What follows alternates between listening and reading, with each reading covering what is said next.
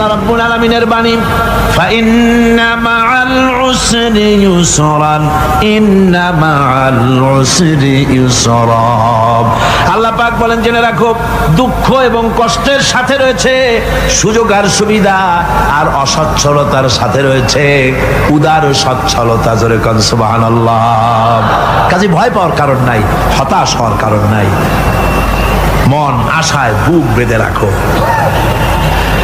গুনাহ করেছো, হতাশ হয়ো না। যুবকদের গুনাহ করা স্বাভাবিক। ইউনিভার্সিটির ছাত্র, কলেজের ছাত্র, প্রফেসর, শিক্ষক, অফিসার ঘুষ খেয়েছেন, জিনা করা হয়েছে, মদ খাওয়া হয়েছে, মিথ্যা কথা বলা হয়েছে, যাই কিছু করেন না কেন ভয় পাওয়ার কারণ নাই, নিরাশ হওয়ার কোনো দরকার নাই। আল্লাহ পাক ডেকে বলেছেন, কুল ইয়া ইবাদিয়াল্লাযীনা আসরাফু আলা আনফুসিহিম লা তাকনাতু মির রাহমাতিল্লাহ। আরে আমার আল্লাহর মতো এত ভালো আর কেউ আছে? এত দরদ আর কারো আছে?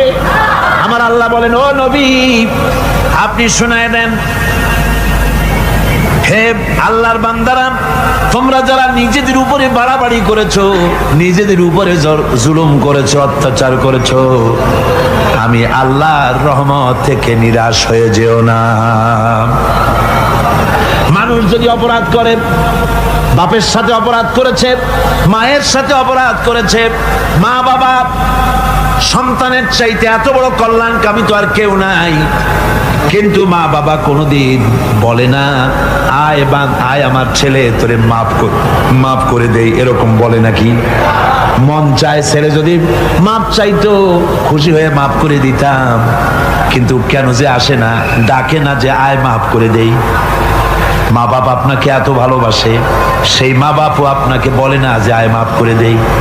আমার আল্লাহ হচ্ছেন এমন আল্লাহ, আল্লাহ রাব্বুল আলামিন ডাকেন, এ বান্দা, খুন করেছিস ফিরে আয়, জিনা করেছিস ফিরে আয়, হত্যা করেছিস ফিরে আয়, চুরি করেছিস ফিরে আয়, কুফরি করেছিস ফিরে আয়, সুদ খেয়েছিস, ঘুষ খেয়েছিস, মদ খেয়েছিস ফিরে আয়, এসে আমার দরবারে চোখের পানি ফেল, আমার দরবারে কাঁদাকাটি কর।